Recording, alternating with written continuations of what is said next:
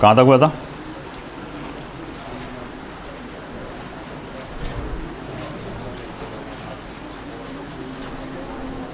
चलो फिर आगे क्वेश्चन देखो, एक दो ही क्वेश्चन है, ज़्यादा नहीं है।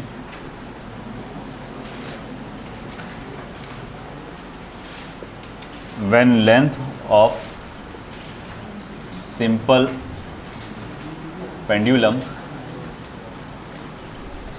is increased by 22 centimeter, comma, the period changes by 20%. Full stop. Find the original length of simple pendulum. Find the original length of simple pendulum. दो कंडीशन है बेटा। मान लो पहले लेंथ ऑफ पेंडुलम L1 होगी और उस वक्त टाइम पीरियड कितना होगा? T1 होगा। बाद में आपने सिंपल पेंडुलम का लेंथ बढ़ा दिया, लाजमी है इसका टाइम पीरियड भी बढ़ जाएगा। तो उसने सेकंड कंडीशन में बताया है कि लेंथ कितने से बढ़ा? लेंथ 22 सेंटीमीटर से बढ़ा और टाइम पीरियड जो है 20% से बढ़ गया। तो उसने बोला ओरिजिनल लेंथ यानी कि L1 की वैल्यू पता लगाओ। देखो इधर, तो मैं कहूँगा सबसे पहले L2 इज़ L1 + 22 और टाइम पीरियड जो है आपका कितना दिया हुआ है? T2 is T1 + 20% of T1 यानी कि 20/100 ऑफ T1 यानी कि 1/5 ऑफ T1 यानी कि 6/5 ऑफ T1। ये T2 की वैल्यू आ गई। अब फर्स्ट कंडीशन में टाइम पीरियड क्या रहेगा? T1 = 2π √of L1/g। Second condition में टाइम पीरियड क्या रहेगा? 2π √of L2/g, है ना। ये फर्स्ट कंडीशन का टाइम पीरियड और सेकेंड कंडीशन का टाइम पीरियड यहाँ डालना चाहिए। Second condition, equation number 1, equation number 2। आप सिंपली करेंगे क्या? इक्वेशन नंबर 2 को इक्वेशन नंबर 1 से डिवाइड करो या 1 से 2 को डिवाइड करो, एक ही बात है, कोई फ़र्क नहीं पड़ता। तो T1/T2 = क्या रह जाएगा फिर? √of L1/√of L2, है ना। जी तो सेम है दोनों कंडीशन में, तो वो कैंसिल हो जाएगा, 2π भी कैंसिल हो जाएगा। बस लॉ ऑफ लेंथ के तहत ये ऐसा आएगा। अब वैल्यूज़ डालो उनके। T1 as it is, T2 की जगह आपको क्या डालना है? 6/5 टाइम्स ऑफ T1 और L1 as it is, L2 की जगह क्या डालना है आपको? L1 + 22। T1 कैंसिल, 5 चला गया ऊपर, इसका स्क्वायर ले लोगे तो 25/36 = L1/L1 + 22। समझा ना? 5 चले गया ऊपर और उसका रूट हटाने के लिए स्क्वायर ले लिया मैंने। Cross multiply 25 times of L1 + 22 multiply by 25, 36 times of L1। अब 25 L1 उधर जाएगा तो 36 - 25 it will be I think 11। तो 22 मल्टीप्लाई बाय 25 = 11 L1। 11 1 ज़ा 11 2 ज़ा, तो L1 = फिर कितना हो जाएगा? 50 centimetre. This is the answer.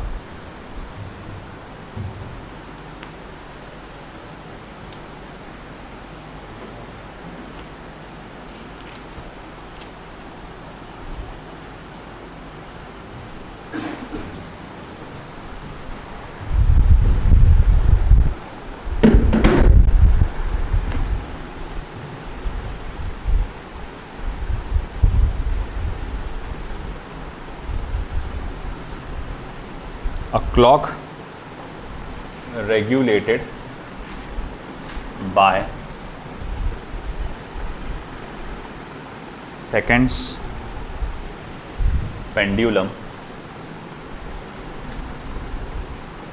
keeps correct time, full stop. During summer, the length of pendulum increases to 1.01 meter. How much the clock will gain or lose in one day.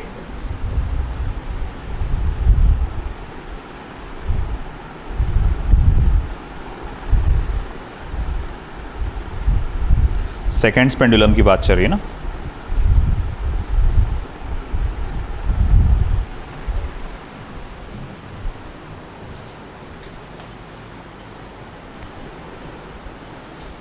अभी तो फ़िलहाल number ऐसे हैं जिसको बिना logbook के calculate करना बड़ा मुश्किल है ना। बट हम देखेंगे आगे कि जब आपको अगर नीट में ये क्वेश्चन आएगा तो कुछ ऐसे नंबर्स देगा जिसको इजीली आप कैलकुलेट कर सकते हो। अब हम कैसे कैलकुलेट करने वाले, एक मिनट, 1.01 मीटर्स हैं, सॉरी 1.0, हाँ 1.01 मीटर्स रह गई, सिर्फ 1.0 हो गया था। देखो सेकेंड्स पेंडुलम करके उसने हमको नाम दिया है। We very well know about seconds pendulum. About seconds pendulum we know that it's time period is 2 seconds, है ना, 2 सेकेंड का टाइम पीरियड इसका होता है। अब उसमें क्या हुआ कि मौसम बदल गया, है ना। पहले ये मान लो कि सेकेंड्स पेंडुलम का जो टाइम पीरियड 2 सेकेंड आपने गिने थे वो सर्दी के मौसम में गिने थे। अब मौसम बदल गया, गर्मी आ गई। अब गर्मी आ गई तो उससे क्या हुआ, टेम्परेचर बढ़ने के कारण आपने थर्मल प्रॉपर्टीज़ ऑफ मैटर में पढ़ा है कि लेंथ बढ़ जाता है, तो आपके वायर का लेंथ बढ़ गया। सेकेंड्स पेंडुलम की लंबाई बढ़ गई, कितनी बड़ी, बहुत ज़्यादा नहीं, बस 0.01 मीटर से बढ़ गई, यानी 1.01 metre is the new length of the seconds pendulum. और जैसे कि आप जानते हैं कि भैया लेंथ बढ़ने से टाइम पीरियड पे असर पड़ता है, तो अब जाहिर बात है टाइम पीरियड भी बदल गया होगा, है कि नहीं। तो मैं लिखूँगा ठीक है, एज पर गिवन डेटा, दिए गए डेटा के अनुसार द न्यू टाइम पीरियड, नया टाइम पीरियड क्या होगा, as per given data the new time period is. अब क्या है नया टाइम पीरियड, चलिए देखते हैं हम लोग। ओके, तो अब नया टाइम पीरियड निकालना है तो t is equals to 2 pi under root of L/G करना होगा। t equals to 2 into 3.14 1.01 upon 9.8। अब ऑफकोर्स ये कैलकुलेशन आपके लिए डिफ़िकल्ट जाएगा, तो आपकी मैं आसान कर देता हूँ कि ये कैलकुलेशन की वैल्यू जो आने वाली है इट विल बी 2.017 सेकेंड्स। मतलब अब उसका पीरियड ऑफ ऑसिलेशन कितना हो गया, 2 सेकेंड। तो मैं बोलूँगा ठीक है, यहाँ टाइम पीरियड में क्या हो रहा है, फिर गेन हो रहा है टाइम पीरियड में। अब गेन हो रहा है मतलब ओवरऑल टाइम में क्या हो जाएगा, लॉस हो जाएगा। बोले ऐसे कैसे, आप बोल रहे कि भाई लॉस हो जाएगा, है ना। अब ये स्लोली कर रहा ना, पहले 2 सेकंड में एकदम इजीली 2 सेकंड में आ जाता था वापस, अब ये 2 सेकंड से ज़्यादा टाइम ले रहा, तो अपन यही बोलेंगे ना कि टाइम वेस्ट कर रहा है, टाइम का लॉस कर रहा है। तो हम लोग कहेंगे फिर ठीक है, loss of time in one oscillation. तो सेकेंड पेंडुलम का अब loss of time in one oscillation कितना होगा, डेल्टा टी, तो वो होगा कुछ 2.017 minus 2, that will be 0.017 seconds. अब ये loss of time in one oscillation है, और ये ऑसिलेशन कितने सेकंड का होता है, 2 सेकंड का, है कि नहीं। मगर मुझे अभी पहले ये कैलकुलेट करना पड़ेगा कि देखो तुमने देखा कि एक ऑसिलेशन यानी 2 सेकंड में इतने का लॉस हुआ, तो 1 सेकंड में कितने का लॉस होगा। तो उसके लिए हम लोग क्या कहेंगे कि loss of time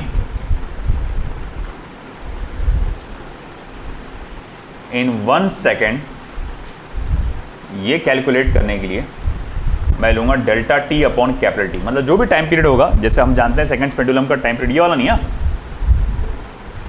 T zero का डालता हूँ ओल्ड का। तो जो आपका जो होता है एक्चुअल जो होता है, नहीं एक्चुअल नहीं, ये रहेगा T, sorry just a moment let me check, I am getting confused. हाँ यही रहेगा। तो इसका फ्रैक्शन लॉस निकालेंगे अपन 0.017 सेकेंड अपॉन 2.017 फ्रैक्शनल लॉस, है ना। अब ये ऐसा क्यों निकाल रहे हैं बेटा अपन, क्योंकि हमको एक दिन का चाहिए, एक दिन में कितने का टाइम का लॉस हुआ हमको वो चाहिए। तो हम ये कैसे कैलकुलेट करेंगे, हम सबसे पहले देखेंगे 1 सेकंड में कितना लॉस हो रहा है टाइम का। बात समझ रहे क्या, पहले मैं कैलकुलेट क्या करूंगा, 1 सेकंड में कितना टाइम का लॉस हुआ। अब मैं ये बात जानता हूं कि एक दिन में कितने सेकंड आते हैं, और जब नंबर ऑफ सेकंड से मैं मल्टीप्लाई कर दूंगा पर डे, तो वो क्या हो जाएगा, पर डे में कितने का लॉस हुआ। तो पहले तो मुझे क्या कैलकुलेट करना जरूरी है, 1 सेकंड में कितने का लॉस हुआ। वो कैसे निकालूंगा मैं 1 सेकंड के अंदर, क्योंकि यहां पर ये जो आपका जो पेंडुलम है, ये एक आपका कौन सा पेंडुलम है, सेकंड्स पेंडुलम, है ना। हमने देखा एक ऑसिलेशन में इतना है, एक ऑसिलेशन में इतने का लॉस हो रहा है ना, और एक ऑसिलेशन पूरा कितने सेकंड का है, 2.017 सेकंड का। तो 1 सेकंड में फिर कितने का होगा, तो बोले आप टाइम पीरियड से क्या करो, उसको डिवाइड कर डालो, तो ये आपको क्या दे देगा 1 सेकंड का। फिर मैं कहूँगा अच्छा ठीक है, फिर loss of time in 1 day, एक दिन में कितने का लॉस होगा, डेल्टा टी। जो भी 1 सेकंड का लॉस है 0.017 अपॉन 2.017, इसको मुझे क्या करना पड़ेगा, एक दिन में आने वाले नंबर ऑफ सेकंड से इसको क्या करना पड़ेगा, मल्टीप्लाई करना पड़ेगा। कितने सेकंड आते एक दिन में, कितने सेकंड आते एक दिन में, याद है 86400, है ना। इवन नंबर 86420, है ना, ये आपका नंबर ऑफ सेकंड्स है। अब आप उसके बाद कैलकुलेशन करेंगे, डेल्टा टी की वैल्यू निकालेंगे, तो it will B 728.1 second, 728.1 second.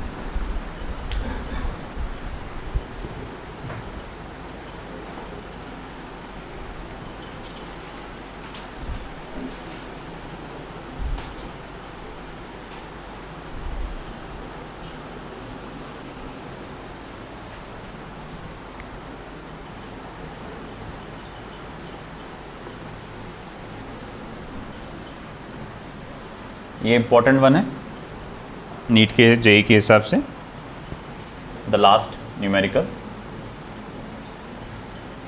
NCERT, a simple pendulum of length small l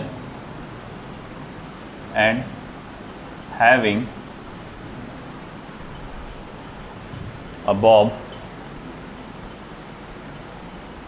of mass capital M is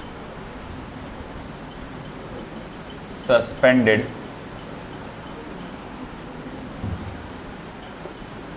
in a car. Full stop.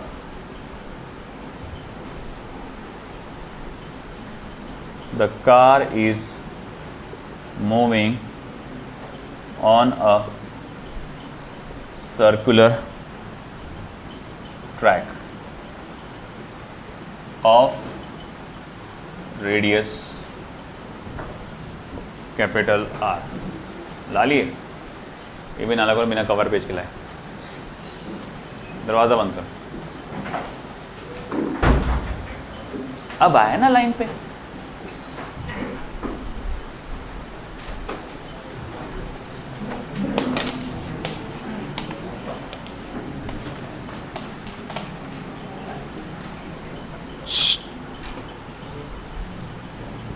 with a uniform speed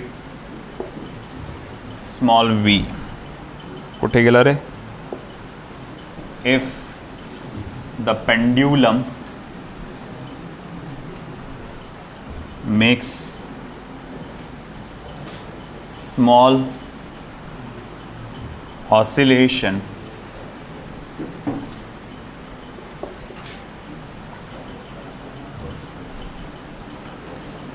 in a radial direction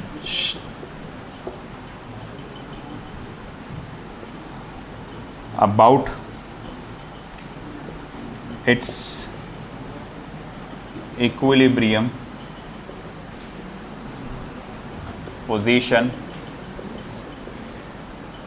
comma, what will be its time period? What will be its time period?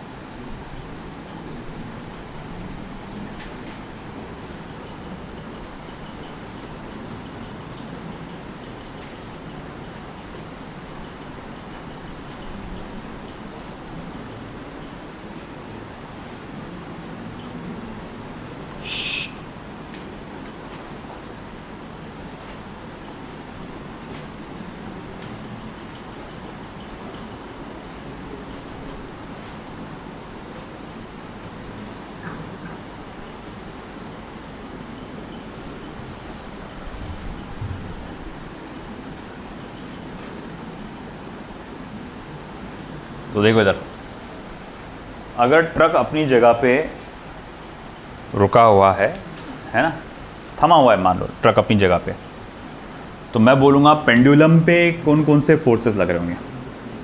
एक तो वो tension का force लग ही रहा होगा, but इसके अलावा मैं बोलूँगा देखो, एक होगा ग्रेविटेशनल फोर्स नीचे की तरफ, और एक उसको लगेगा खड़े हुए जब ट्रक के अंदर तो उसको ये लगेगा, एक ये, और आपका टेंशन इन द स्ट्रिंग। मगर मान लो कि ट्रक आगे जा रहा है विथ एक्सेलरेशन स्मॉल है ना, गौर से देखो तो ग्रेविटी का तो फोर्स अभी भी नीचे लगेगा है ना, साथ ही साथ पीछे की तरफ उसको लगेगा सूडो फोर्स। अब देखो, जिस डायरेक्शन में फोर्स लगता है उसी डायरेक्शन में क्या होता है, एक्सेलरेशन होता है। तो अगर ग्रेविटेशनल फोर्स का डायरेक्शन यही है तो एक्सेलरेशन ड्यू टू ग्रेविटी का डायरेक्शन भी यही होगा। सूडो फोर्स का डायरेक्शन ये है तो सूडो, उसकी वजह से जो एक्सेलरेशन जनरेट होता है वो उसका डायरेक्शन भी क्या होगा, सेम होगा। तो मैं यहां देख सकता हूं एक एक्सेलरेशन उसको नीचे की तरफ लग रहा है और एक एक्सेलरेशन उसको पीछे की तरफ लग रहा है। एज अ रिजल्ट मैं कहूंगा कि देखो, ये जो रहेगा वो क्या रहेगा, नेट एक्सेलरेशन रहेगा, है कि। और मैं आपसे कहूंगा अच्छा ठीक है भैया, नेट एक्सेलरेशन फिर क्या रहेगा, ए नेट क्या रहेगा फिर। तो देखो, ये आपस में परपेंडिकुलर है by parallelogram law of vector addition, A square plus G square, ठीक है। अब यहाँ क्वेश्चन में क्या दिया हुआ है, एक सिंपल पेंडुलम जिसका लेंथ एल है, जिसके पास बॉब है, जिसका मास कैपिटल एम है, उसे सस्पेंड किया गया एक कार से, है ना, जो कि सर्कुलर ट्रैक पे घूम रही है, है ना, और उसका स्पीड कितना है, v है। तो अगर पेंडुलम जो है छोटे छोटे ऑसिलेशंस बना रहा है अबाउट रेडियल डायरेक्शन, मतलब अंदर की तरफ, तो वो कह रहा है कि भाई इक्विलिब्रियम पोजीशन पे what will be its time period, नहीं what will be its time period पूछा उसने। अच्छा एक बात बता, ट्रक जब खड़ा रहेगा तो टाइम पीरियड क्या रहेगा, t = 2π√L/g, basic formula, t = 2π√L/g। Truck जब सीधा सीधा जा रहा है तो आपके पेंडुलम को एक्सेलरेशन इधर लग रहा, उसको दो एक्सेलरेशन लग रहे हैं, अब एक एक्सेलरेशन ड्यू टू ग्रेविटी और एक पीछे वाला। तो अब जो टाइम पीरियड होगा वो क्या होगा, नया वाला, t = 2π√L/a net, g plus नहीं, a net, net acceleration a² √a² + g², ये आएगा। जिसको आप ऐसा भी कह सकते हैं t equals to 2 pi under root of L upon A square plus G square raise to power 1/2, मतलब ये भी रूट में है ना, है कि नहीं, इसको आप ऐसा लिख सकते हैं। अच्छा ठीक है, मगर अभी जो सिचुएशन दी गई है वहां क्या हो रहा है, वो ट्रक गोल गोल घूम रहा है। ट्रक क्या कर रहा है, वो गोल घूम रहा है इस तरह से। ट्रक जब गोल घूमेगा तब भी उसको सूडो फोर्स फील होगा, तब भी उसको सूडो फोर्स फील होगा। अब देखो अगर सीधा जाएगा कोई भी एक्सेलरेटेड मोशन में पेंडुलम को बाहर की तरफ क्या फील होगा, सूडो फोर्स। बात समझ में आ रही ना, कोई भी एक्सेलरेटेड मोशन में पेंडुलम को पीछे की तरफ जो भी है अपोजिट, वो क्या होगा, सूडो फोर्स फील होगा। जब ट्रक ऐसा गोल घूमेगा तो पेंडुलम को कहाँ फील होगा, बाहर की तरफ, है ना, वो ऐसा जाएगा ट्रक तो यूं ऐसा बाहर की तरफ वो सूडो फोर्स फील करेगा। अब उस सिचुएशन में भी यही फॉर्मूला लगेगा, सिर्फ इतना है कि ये सिचुएशन में वो एक्सेलरेशन क्या था, लीनियर था, मगर अब इस सिचुएशन में ये एक्सेलरेशन क्या होगा, रेडियल, है ना, रेडियल एक्सेलरेशन। रेडियल एक्सेलरेशन की वैल्यू आपको मालूम होना चाहिए, वो क्या रहेगा, मालूम है कि भूल गए, 20 देखे जैसे लग रहा है ना, v स्क्वायर अपॉन आर, ये रेडियल एक्सेलरेशन का फॉर्मूला है।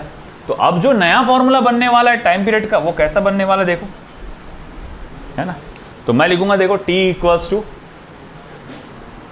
2 pi under root of L upon, है ना, g प्लस ए आर, उसका पावर 1/2। अब a को मैंने क्या बोल दिया, ए आर, क्योंकि वो सर्कुलर मोशन में है, और t equals to 2 pi under root of L upon g plus v square upon r raise to power 1/2, and that's it. यहाँ कहानी खत्म हुई इसकी, है ना। ये याद रखना, ये तुमसे पूछ सकता है, फॉर्मूला पूछ सकता है ये वाला। क्या हो गया हमदान, समझ में नहीं आया,